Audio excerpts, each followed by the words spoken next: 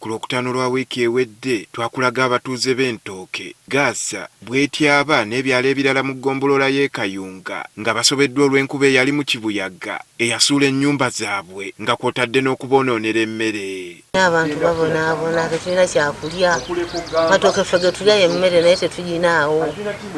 Muwogo yenna yaweddeko ebikola agenda kukaawa. Nsaba buyambi mutuyambe kuba kino kituguddeko kizibu okwetegekera abantu tetulina tugenda kuba nga tusula ate sizoni ya nkuba. Bano olwaleero badduukiriddwa ekitongole ki Red Cross n'ebintu ebyeyambisibwa mu bulamu obwa bulijjo.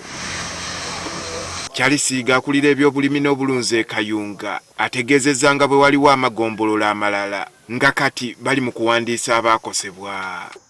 Tumaze okukola assessment nga tuyambibwako n'aba Uganda Red Cross.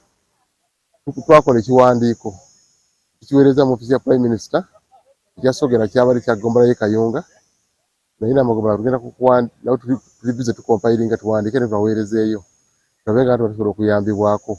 Ssekatonya Fred, ssentebe w'ekyalo Bwetyaba, ekimu ku ebyo ebyakosebwa, agamba abantu abasoba mu 800 be baafiirwa ebyabwe ng'abadduukiriddwa olwaleero bali 85 bokka, ekireetedde abamu okukukkuluma. Weewaawo abaakosebwa bangi mu kitundu kino ekyange n'ennamba enfunyeeko keefunye ntono nnyo. Kati challenge gye nnina mu batuuze jagamba ziwandiise wansosodde nze ffenna tetwaliweddeyo naye bwebanga bomu bafunyeeko n'ebirala bijja. Abafunye obuyambi buno baliko bye boogedde. Mpulira essanyu lingi nnyo kubanga nyambiddwa nnyo naddala ekyokwebikka. Bampadde ebintu ebyo nsanyusa nnyo, mwebale nnyo, mwebalire ddala, mwebale okutuyamba, mwebalire ddala. Temujjanga okwo mutuyambe.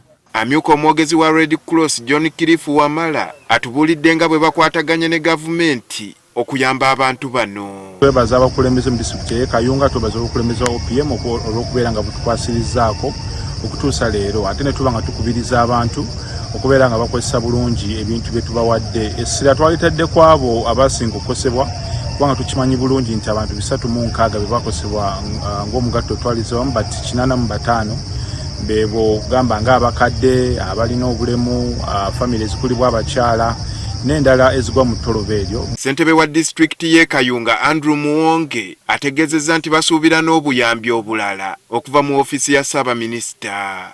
So njagala kusaba Right Honorable Prime Minister maama nti yosekeli home Kayunga ekizibu kyagudde, tulinze ebijanjaalo, tulinze ku kawunga abantu basobole okufuna emmere. Mu kiseera kino yo disitulikiti egamba terina busobozi budduukirira abantu baakosebwa. Era bwe tutuddayo